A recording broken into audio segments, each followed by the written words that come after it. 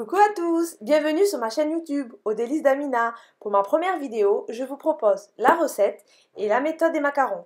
Si vous réalisez cette recette, n'hésitez pas à me taguer sur Instagram, Aux délices d'Amina. Je vous mets le lien en barre d'infos et on se retrouve tout de suite pour les ingrédients.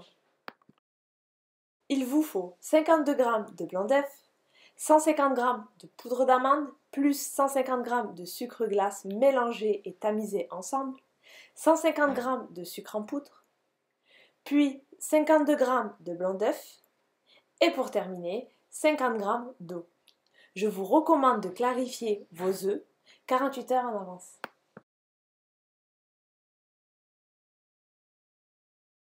C'est parti pour la recette. On vient mélanger les 150 g de sucre en poudre et les 50 g d'eau qu'on va porter à ébullition. La température doit atteindre les 112 degrés minimum et maximum 121 degrés. Utilisez un thermomètre de cuisine pour gérer la température. En attendant que le sirop atteigne les 112 degrés environ, je mets les 52 g de blanc dans le temps pour temps, c'est-à-dire les 150 g de sucre glace et 150 g de sucre d'amande que j'ai déjà mixé et tamisé. Il faut bien mélanger afin que la pâte soit bien homogène. Une fois que le sirop a atteint les 110 degrés, je commence à monter les 52 g de blanc en neige jusqu'à ce qu'il devienne bien ferme.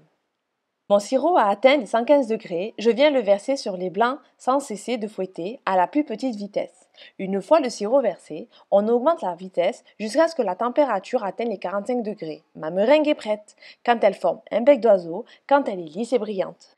Je décide d'ajouter quelques gouttes de colorant en gel rose pour un rendu plus girly, mais vous pouvez laisser tel quel si vous souhaitez obtenir des macarons blancs.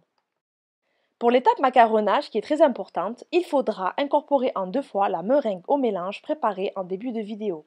Première étape, il faut écraser le mélange sur les parois afin qu'il soit homogène. Deuxième étape, je vais mélanger de bas en haut dans le but d'obtenir un beau ruban.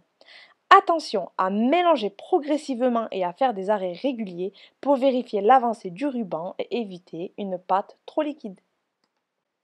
Pour pocher mes macarons, j'utilise la douille numéro 8 que je vais mettre dans ma poche à douille jetable dont je coupe l'embout environ à 5 mm de l'extrémité de la douille.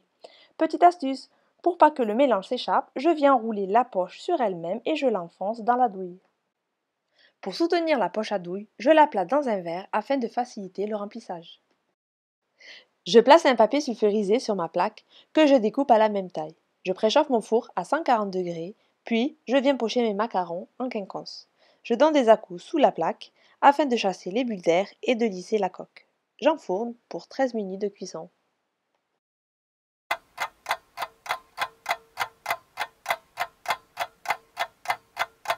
Enfin, la cuisson est terminée. Mes macarons sont cuits quand ils se décollent facilement. Il vous suffit de garnir vos macarons selon vos goûts et vos envies. Allez, je vous donne un petit conseil, dégustez-les 48 heures après et surtout, bon appétit!